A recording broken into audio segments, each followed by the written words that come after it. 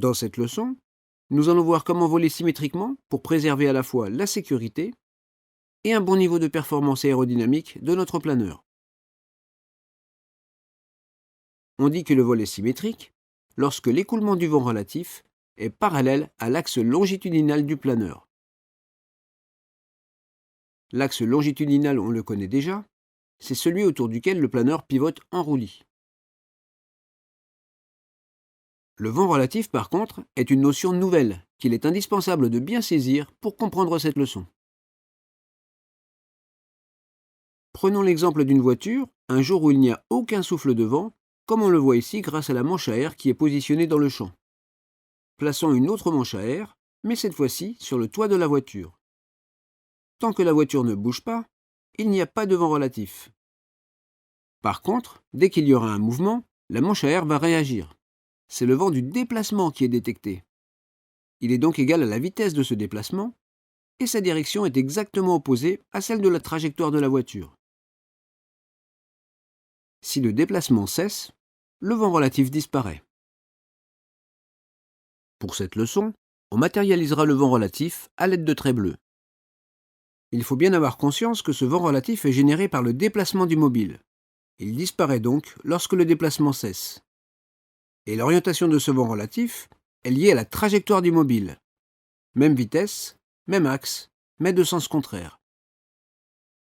Comme on vient de le voir avec la voiture, c'est le déplacement du planeur dans la masse d'air qui génère le vent relatif. Le vent relatif est donc toujours parallèle à son déplacement dans la masse d'air, quelle que soit l'orientation du planeur. Si on matérialise le déplacement du planeur dans la masse d'air, on voit bien que la direction de ce déplacement est confondue avec l'axe du vent relatif.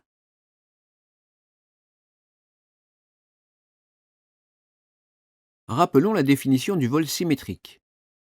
On dit que le vol est symétrique lorsque l'écoulement du vent relatif est parallèle à l'axe longitudinal du planeur. Quand ce n'est pas le cas, on dit que le vol est dérapé.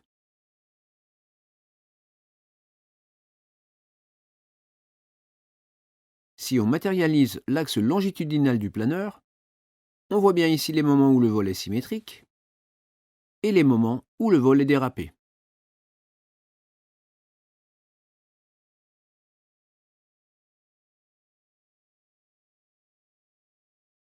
Maintenant que nous avons défini la symétrie, voyons comment on peut détecter si le vol est symétrique ou s'il est dérapé.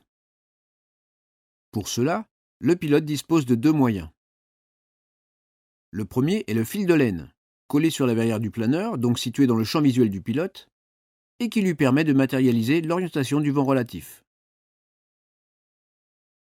Il fonctionne comme la manche à air qu'on avait positionnée tout à l'heure sur la voiture. Il matérialise l'axe d'écoulement du vent relatif et permet donc au pilote de voir si son vol est symétrique ou dérapé.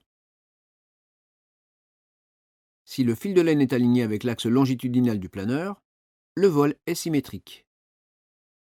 Si ce n'est pas le cas, le vol est dérapé. Le second moyen de contrôle de la symétrie est la bille. Si la bille est au milieu, le vol est symétrique. Dans le cas contraire, le vol est dérapé. La bille a l'avantage d'être plus stable que le fil de laine, mais a l'inconvénient d'être située sur le tableau de bord. Et il faut donc quitter les références visuelles pour la regarder. Même s'il peut être un peu instable dans une masse d'air turbulente, c'est le fil de laine qu'il est préférable d'utiliser pour des raisons de sécurité, car il est idéalement situé dans notre circuit visuel. Maintenant que nous savons comment détecter un dérapage, voyons comment le corriger afin de revenir à un vol symétrique. Pour cela, on a vu que si le vol est dérapé, il faut ramener l'axe longitudinal du planeur dans la direction du vent relatif, c'est-à-dire effectuer une rotation en lacet. Rappelons la technique de base pour effectuer cette manœuvre. Une rotation du planeur autour de son axe de lacet s'obtient à l'aide des palonniers, qui actionnent la gouverne de symétrie, comme nous l'avons vu dans la leçon sur les effets primaires des gouvernes. On voit ici que le fil de laine et la bille montrent que le vent relatif vient de la gauche. Il va donc falloir faire pivoter le planeur en lacet vers la gauche pour remettre l'axe longitudinal dans l'axe du vent relatif. On va donc avoir une pression sur le palonnier gauche, et cela va progressivement ramener le planeur en vol symétrique. L'action sur le palonnier doit cesser quand le fil de laine est à nouveau dans l'axe et la bille au milieu, le vol étant redevenu symétrique. Comme moyen mnémotechnique, on peut considérer que le fil de laine se comporte comme une flèche qui pivote autour de sa pointe pour indiquer d'où vient le vent relatif. Et donc, cette flèche virtuelle indique le côté sur lequel il faut presser le palonnier pour revenir en vol symétrique.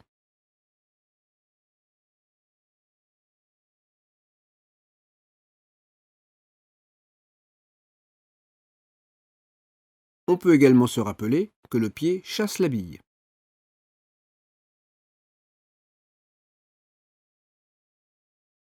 Parlons maintenant de la symétrie en virage. De la même façon que ce que nous venons de voir, pour être en voile symétrique en virage, l'axe longitudinal du fuselage doit être maintenu aligné dans le vent relatif. En réalité tangent, puisque la trajectoire est courbe. Si pendant le virage, le fil de laine est aligné et la bille au milieu, le vol est symétrique. Si le vol est dérapé, on peut trouver deux cas. Le fil de laine indique que le vent relatif vient de l'intérieur du virage, et la bille est décalée du côté intérieur, ou le fil de laine indique que le vent relatif vient de l'extérieur du virage, et la bille est décalée du côté extérieur. Voyons le premier cas, où le vent relatif vient de l'intérieur du virage. On en déduit qu'on a affaire à un dérapage intérieur. Pour corriger ce dérapage intérieur, il va falloir exercer une légère pression sur le palonnier intérieur au virage, soit ici sur le palonnier droit, tout en maintenant l'assiette et l'inclinaison. L'action sur le palonnier doit cesser quand le fil de laine est à nouveau dans l'axe et la bille au milieu, montrant que le dérapage a disparu. Parlons maintenant du deuxième cas où le vent relatif vient de l'extérieur du virage. On en déduit qu'on a affaire à un dérapage extérieur. Pour corriger ce dérapage extérieur, il va falloir exercer une légère pression sur le palonnier extérieur au virage, soit ici sur le palonnier gauche, tout en maintenant l'assiette et l'inclinaison. L'action sur le palonnier doit cesser quand le fil de laine est à nouveau dans l'axe et la bille au milieu, montrant que le dérapage a disparu. En introduction, nous avons précisé qu'on cherchait à voler symétriquement pour des raisons de performance aérodynamique, mais aussi pour des raisons de sécurité. En effet, le vol dérapé présente un danger. Ce sujet sera évoqué dans les leçons sur le vol lent et l'autorotation. À ce stade, on notera qu'en virage, voler avec un dérapage extérieur est plus dangereux que de voler avec un dérapage intérieur. Pour s'en rappeler, on peut se dire qu'en dérapage extérieur, on est à l'extérieur de la zone de sécurité.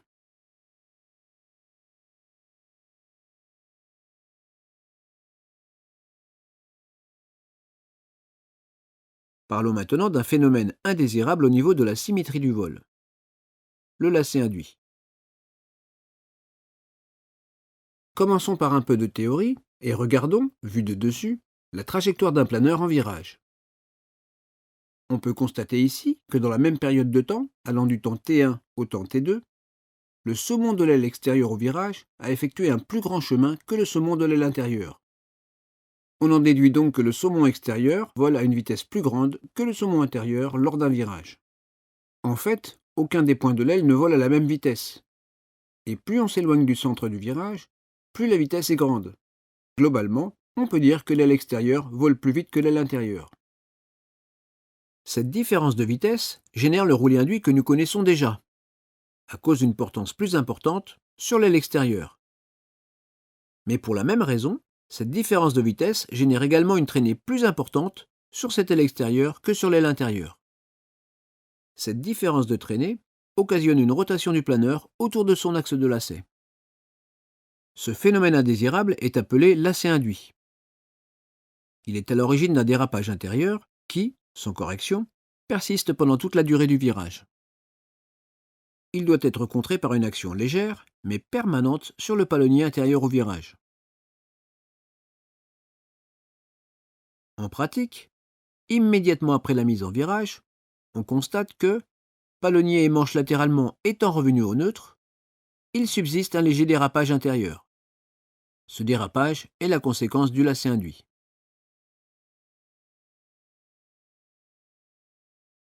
Pour le contrer, il suffit donc d'appliquer une pression légère mais permanente sur le palonnier intérieur.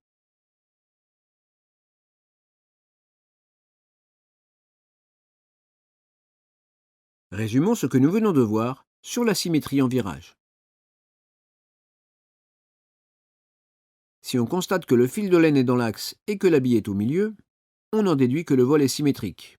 C'est notre objectif.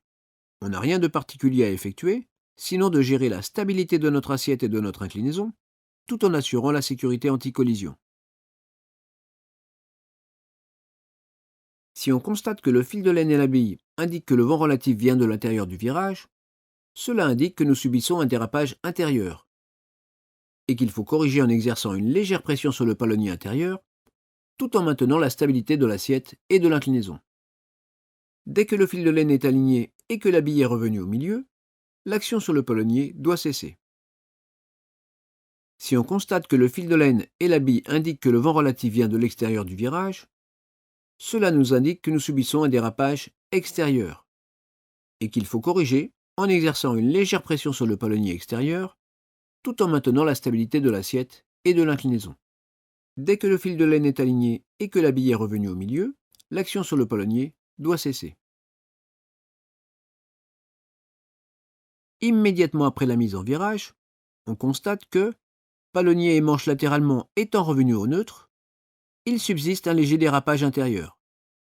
Ce dérapage est la conséquence du lacet induit. Pour le contrer, il suffit donc d'appliquer une pression légère mais permanente sur le palonnier intérieur. On se rappelle enfin qu'un virage avec un dérapage extérieur présente un niveau de danger plus important qu'un virage avec un dérapage intérieur.